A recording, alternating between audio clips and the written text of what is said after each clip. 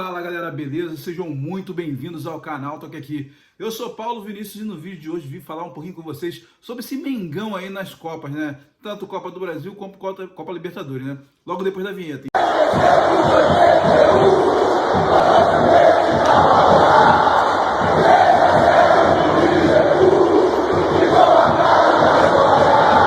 Antes de mais nada, pedir vocês se inscreverem no canal, curtirem, comentarem e compartilharem nossos vídeos, porque quando você se inscreve, curte, comenta e compartilha nossos vídeos, o YouTube ele acaba entendendo que tem uma certa relevância e mandando para outros rubro-negros aí, multiverso afora, né? Bora pro vídeo?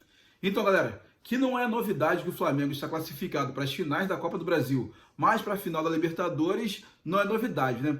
Agora, o que muita gente não sabe é que essa campanha que o Flamengo tem feito nesses dois torneios de mata-mata tem se mostrado cada vez mais uma campanha histórica, que só pode ser coroada com o título, né? Só vai ser realmente histórica depois se o Flamengo vir a ganhar esses títulos, que eu tenho certeza que vai ganhar, que eu boto fé nesse malvadão aí que voltou.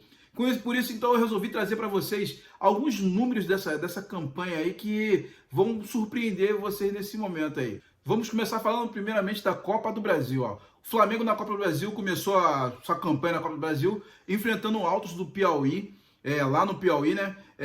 E ganhando por 2-1 esse jogo, ainda no comando do Paulo Souza. E depois, no jogo aqui no Rio, no jogo de volta, ganhando por 2-0. Depois disso foi enfrentar o Atlético Mineiro, sendo que esse primeiro jogo foi lá em Minas também, né? O Flamengo acabou perdendo esse jogo, foi o jogo de estreia de estreia não, mas foi o primeiro jogo no mata-mata do Dorival Júnior, ele perdeu por 2-1. E depois contra o Atlético Mineiro, a gente ganhou de 2-0, que eu posso classificar esse jogo aí como a virada de chave desse time do Flamengo, onde tudo, pode dizer que tudo começou, né? Logo em seguida a gente foi, depois do sorteio, a gente foi enfrentar o Atlético Paranaense. Sendo que no primeiro jogo que foi aqui no Rio, foi um empate em 0-0. Logo em seguida a gente teve uma vitória por 1-0, o gol lá de bicicleta do Pedro, né? E com isso a gente acabou passando pelo Atlético Paranaense na Copa do Brasil e para enfrentar o São Paulo na semifinal. E na semifinal o Flamengo ganhou o São Paulo lá por 3-1 e ganhou ontem, né? Ontem na quarta-feira, o São Paulo aqui no Rio por 1-0. Nessa campanha aí toda, o Flamengo acabou fazendo 14 gols e tomando apenas 4 gols, né, durante toda a campanha.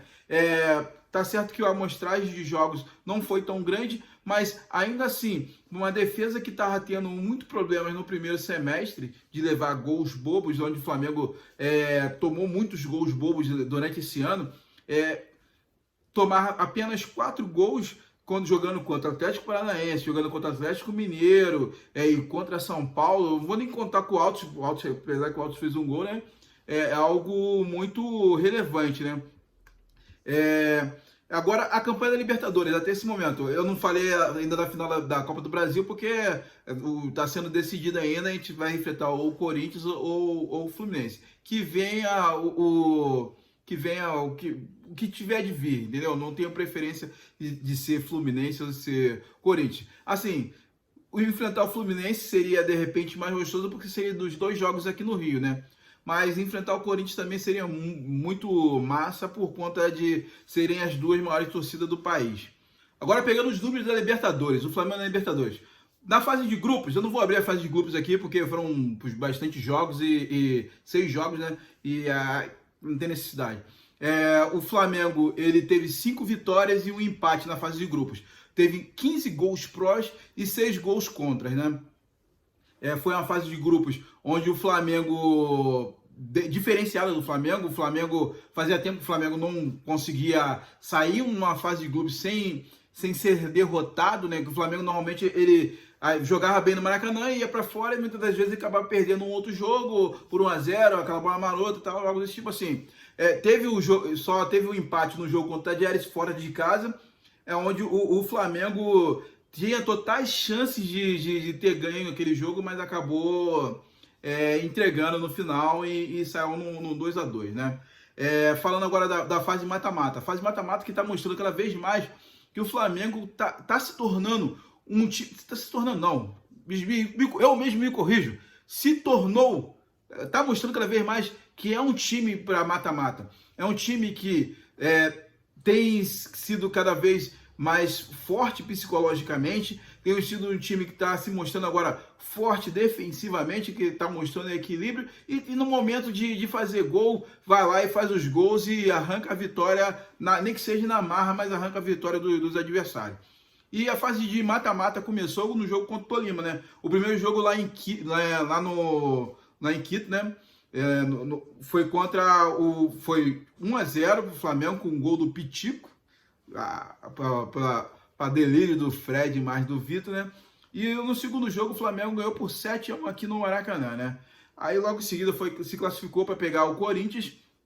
O Flamengo ganhou por 2-0 o Corinthians lá na Corinthians e ganhou por 1-0 aqui no Maracanã. Depois veio para semi pegar o Vélez, onde ganhou o Vélez lá por 4-0, onde se igualou a brasileiros como o Pedro se igualou ao Pelé, né? Fazendo 3 gols numa semifinal. O Flamengo, num momento histórico, fazendo a quantidade de gols que fez, os 4-0, fez números parecidos a números do Santos, jogando na Argentina. Então o Flamengo mostra cada vez mais que a campanha tá excelente, né? E aqui no Rio a gente ganhou por 2-1. E pegando a fase de mata-mata como um todo, o Flamengo ele fez 17 gols pró e tomou apenas 2 gols. Cara, o que é você sair do Rio? Eu não digo nem no Rio, mas você sair do Rio para ir para um outro estádio, um outro país, e você nesses jogos aí todos, aí nesses 3 jogos, levar apenas 2 gols, cara, numa Libertadores. Ou seja, isso é histórico demais. Se a gente pegar aí, essa é a melhor fase. Acho que o Flamengo hoje, se eu pegar um mata-mata, pega só o mata-mata como o corte, né? É a melhor defesa e o melhor ataque. Porque eu posso pegar os números de Corinthians, os números do Palmeiras e os números do Atlético Paranaense, que são bem inferiores. O Palmeiras, que a gente é o parâmetro, né? Que o Palmeiras acabou sendo o melhor time da fase de grupos, mas na fase mata-mata fez apenas 12 gols e tomou 5.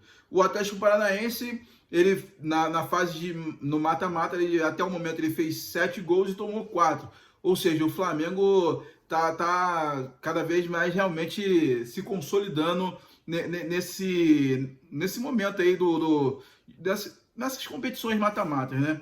Aí se a gente pegar a Libertadores como um todo, o Flamengo ficou com 11 vitórias e 1 empate. E juntando a Libertadores mais a Copa do Brasil, o Flamengo nesses 2 torneios tem total de 17 vitórias, 2 empates e apenas 1 derrota, cara. Ou seja, esse Flamengo já é histórico, né? E fora esse momento ser histórico, se a gente pegar aí de 2019 para cá, tanto essa final da Libertadores quanto essa final da Copa do Brasil é muito emblemática. Por quê? Para esse elenco só falta a vitória, um título de Copa do Brasil e um título mundial, né? E o que pode ser, assim, o título mundial é mais complicado, é mais complexo por conta de ser contra os europeus. Os europeus, normalmente, os caras como se fosse uma seleção, mas eu acredito também no Flamengo, mesmo futuramente pegando o Real Madrid numa final de mundial aí, né? Mas a Copa do Brasil hoje está cada vez mais próxima dessa realidade desses caras conseguirem fechar esse ciclo, né?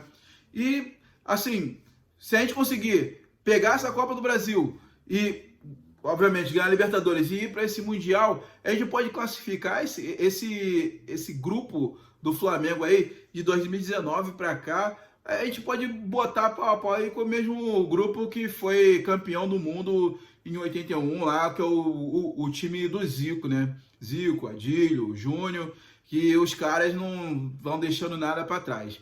Beleza, galera? Essas foram as informações de hoje. É só para a gente bater um papo e mostrar para vocês que o Flamengo a gente está vivendo um momento histórico, a gente está vivendo a história, a gente está escrevendo esse momento histórico. Então, porque eu tenho certeza que assim como eu, muitos de vocês estavam acostumados de Flamengo que no máximo tentava disputar uma Copa do Brasil e nada além disso, porque os times da Libertadores não faziam parte antes da Copa do Brasil e tal, aí tinha uma chancezinha a mais. Mas agora não, a chave virou, o Flamengo é um time rico, o Flamengo é um time de Copa, o Flamengo é um time que está se mostrando e se preparou para esse momento, para cada vez mais disputar tudo e ganhar de todos, sempre que possível, né? Vou ganhar de todos, mas o Flamengo tem um time para ganhar de todos. Só os caras têm a cabeça no lugar que não tem jeito. Beleza, galera? Até mais tarde, até a próxima aí, ó, e saudações rubro-negro.